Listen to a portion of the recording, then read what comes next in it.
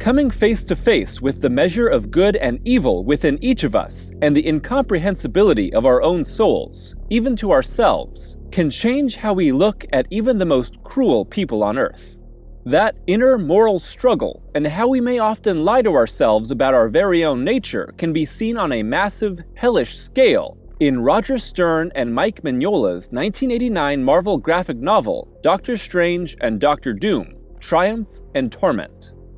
The story sees established writer Stern and relative newcomer Mignola, who would go on to fame through his creation of the demonic hero Hellboy, collide the characters of Dr. Stephen Strange, heroic master of the mystic arts, and Dr. Victor Von Doom, despotic ruler of Latveria and longtime enemy of the Fantastic Four. The result is not a titanic clash of these two powerful men, but rather a coalition for the greater good in the face of pure evil. As a narrative equally committed to contrasting the two and allying them, the tale of these men can be delineated into two distinct halves, both wrapped within the narration of aged Genghis, an ancient sorcerer who met both Strange and Doom early in their quest for power.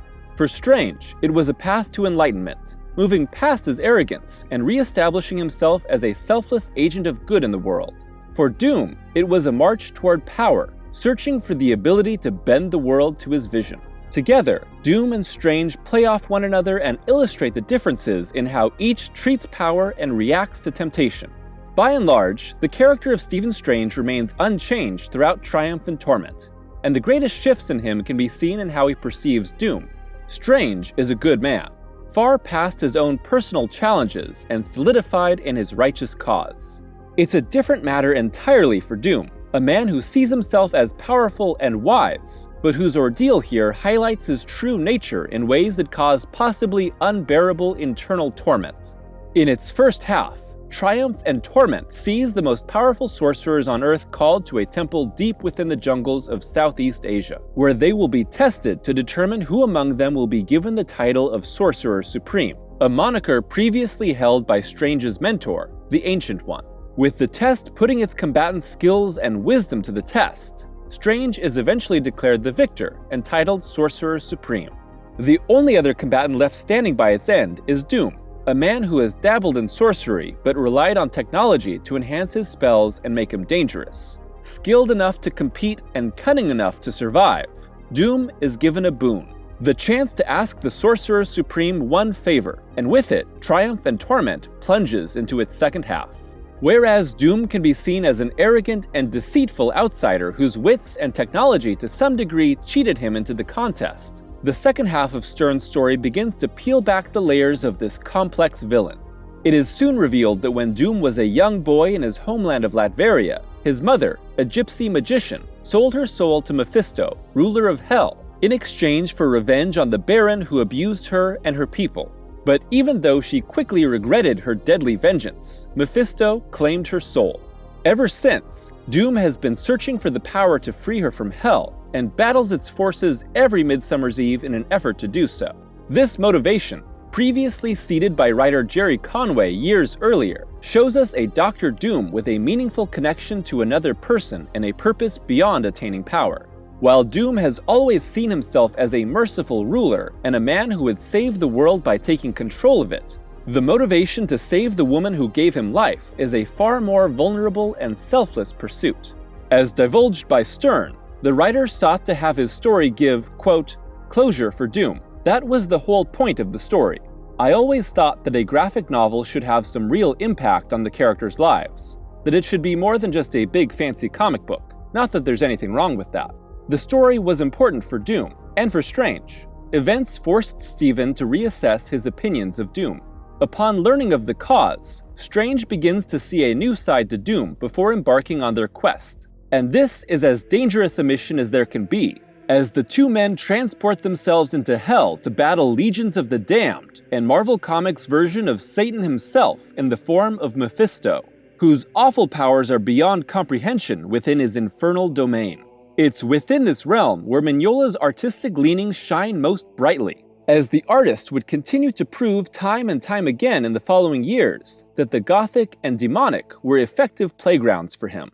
Mignola and colorist Mark Badger fill the world with deep black shadows that contrast hellfire, which engulf hero and villain and deepen the craggy lines etched into their faces. The meager forms of Strange and Doom encase themselves in glowing power to protect against the hordes of the damned that come from every side. Mignola brings the twisted forms of demons to horrifying life, while making the lithe, sharp-toothed form of Mephisto drip with fire and brim with menace. When cast into the ever-shifting and unendingly dangerous landscape of hell, even a villain as formidable as Doom seems small and fragile in comparison. Here, within the underworld, Doom and Strange face their greatest tests separately. Strange is forced to relive his past days as an arrogant and self-absorbed surgeon in an effort to break his will where his body would not, and Doom is tempted to sacrifice Strange in order to save his mother. In the years since his introduction in the pages of Fantastic Four number 5 in 1962, the character of Victor Von Doom has shifted from pure menacing evil to a more nuanced, if still often villainous, flawed character. A blend of the stupendously arrogant and quietly tormented, Doom's flaws have most often been the cause of his own downfall. But while the man behind the metal mask most often obsesses over the destruction of his rival Reed Richards, he is also hell-bent on saving the world from its many threats, seeing himself as the only person truly capable of protecting humanity. Doom's fixation on his goals is also offset by his twisted nobility, keeping to his word and his allies while still striving toward his ultimate domination. It's in the darkest depths of hell where we see Doom's small glimmers of goodness ultimately, painfully, break apart his own greater, more wicked nature.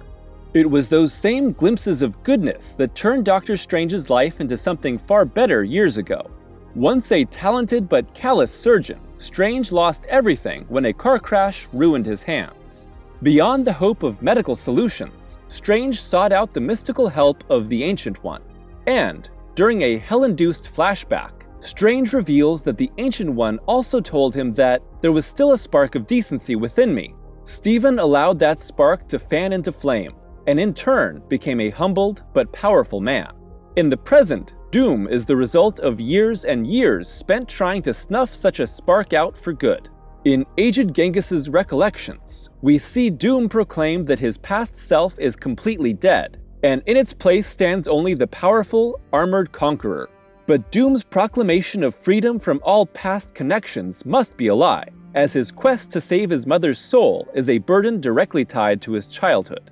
Now, embattled within the netherworld, Doom must decide on who he is and what must be sacrificed for his mother's salvation.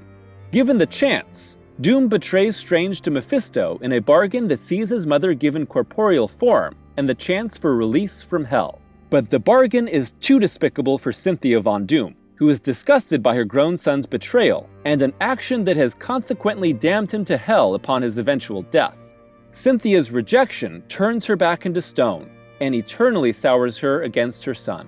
In his book, The Life of God in the Soul of Man, theologian Henry Skogel once said, "The worth and excellency of a soul is to be measured by the object of its love." Skogel was speaking of a person's relationship with God and how such devotion results in love being given back, allowing him or her to embrace the world and give love to others. While Triumph and Torment is not a particularly religious book despite its hell-bound battle, we see how Doom's love for his mother is ultimately a testament regarding his own soul. But Doom's betrayal of Strange leads the object of his love, his mother, to judge his soul as wicked and corrupt. It is a judgment far worse for Doom than what could be given by either man or God. But there are more tricks up the sleeves of both Doom and Strange, with Doom freeing his ally with a device planted on him before his betrayal. Together, the two sorcerers battle Mephisto and endure an onslaught of hellfire, with Strange eventually using the now purified soul of Cynthia Von Doom to pierce the enormous head of their devilish nemesis. In rejecting Doom's twisted salvation, Cynthia had redeemed herself and earned freedom from hell, only needing Strange to break her free from her stone shackles. But salvation comes at a cost, as the redemption of Doom's mother means she has gone to heaven rather than being restored to life, as was Doom's wish. With her soul freed and beyond Doom's reach, there is no chance of reconciliation with her son. With Doom's mother saved from hell, but her love for him eternally rebuked. Strange wonders if such a sacrifice was Doom's plan all along. He alone must now bear the pain of his mother's rejection, while finally achieving the salvation for her that he has long sought. For a man as cold and calculating as Doom, the small glimpses of goodness within him are both the cause of his victory and the ultimate source of everlasting grief. In doing so, Doom has secretly shown his soul to be capable of love and redemption, even though his callous, vain nature keeps him from ever embracing such a possibility. In its closing, Aged Genghis guides readers back from this hellish adventure with a peek into Doom's soul, saying, "And so it goes. A soul long in torment has found her salvation, and Doom lives on, with the triumph and torment of his own." Despite being self-possessed and unbreakably determined, the depths of Victor Von Doom's own soul are ultimately unknowable to him, for he refuses to come to terms with his own flaws, and even his own goodness. The result is an inescapable torment that could be eased through a reckoning he cannot bring himself to bear. But in Stephen Strange, we see the product of such painful but ultimately redemptive struggles with the darkest parts of human nature. On the other side of these battles lie strength and virtue, unknowable to those who have not had the courage to face themselves. In the years to follow, the character of Victor Von Doom would continue to battle his inner nature, and both grow in nobility and malevolence in often unpredictable ways. But through the titanic struggle and Pyrrhic victory wrought in Stern and Mignola's triumph and torment, Dr. Doom would live on, with an inescapable spiritual agony as the product of his own nature.